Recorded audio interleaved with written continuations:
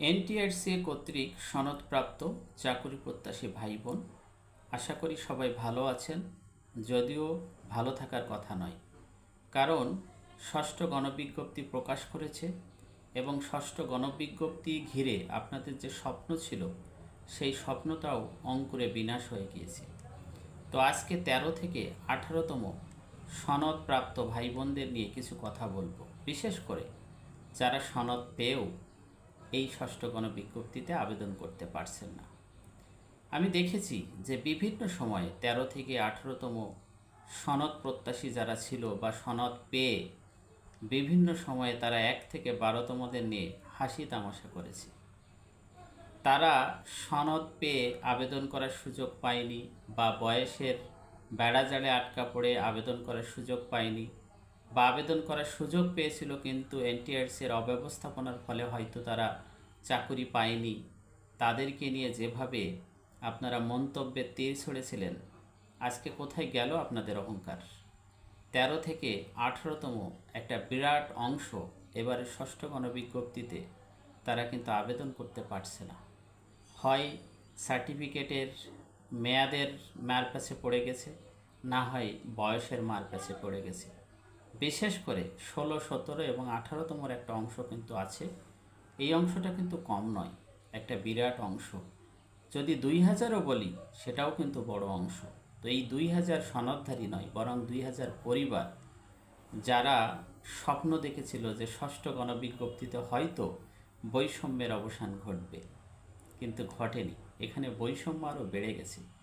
বিগত সময়গুলোতে যে ভারে ব্যাকডেট দিয়েছিল, এবারে কিন্তু ব্যাকডেট কিছুই দেয়নি।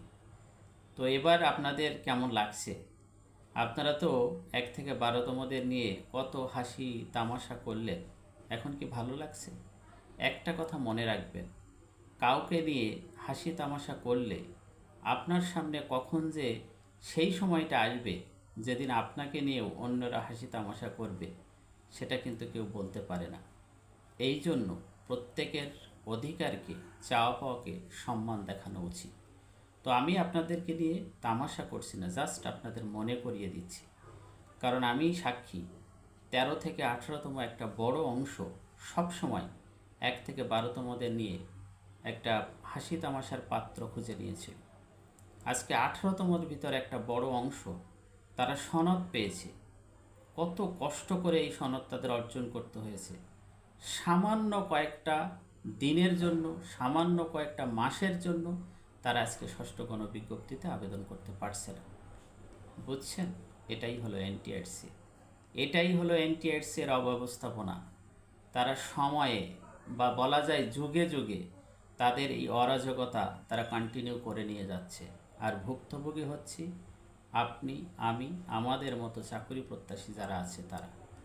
তো সবাইকে এই মুহূর্তে একটি কথাই বলবো, ভেদাভেদ ত্যাগ করুন, কাউকে নিয়ে ঠাট্টা করা বন্ধ করুন, সবাই একত্রিত হন। 1 থেকে 18তম চাকরি প্রত্যাশী যারা আছেন সবাই একত্রে হাতে হাত মিলান। আন্দোলন যদি আন্দোলনের মতো করতে পারেন, অবশ্যই সফলতা না আসলেও ব্যর্থতা আসবে না, অর্জন কিছু না কিছু একটা হবেই। যে অব্যবস্থাপনা, বৈষম্যের জন্য এত কিছু হলো, সেই বৈষম্য যদি এখন রয়ে যায় তাহলে কি পেলাম আমরা? প্রশ্ন করুন নিজেদের কাছে। অধিকার আদায়ের জন্য শেষবারের জন্য চেষ্টা করুন। শুধু 1 থেকে 12তম নয়, বরং 1 থেকে 18তম যারা আছেন সবাই মিলিত হয়ে একসাথে সংগ্রাম করুন। দরকার হয় যুদ্ধ ঘোষণা করুন। হয় হারবেন, না হয় জিতবেন। একটাই কথা হবে, ডু অর ডাই। তাহলে হয়তো আপনারা কিছু অর্জন করতে পারবেন। আমি আপনাদের আরও একটি কথা বলি, বর্তমানে কিন্তু কোনো গভর্নমেন্ট নেই। তার মানে কি? আপনারা যদি আপনাদের অধিকার ঠিক মতো করে আদায় করে নিতে পারেন, সম্ভাবনা আছে। ভাবনাটা আপনাদের কি করবেন। সবাই সুস্থ থাকবেন, ভালো থাকবেন।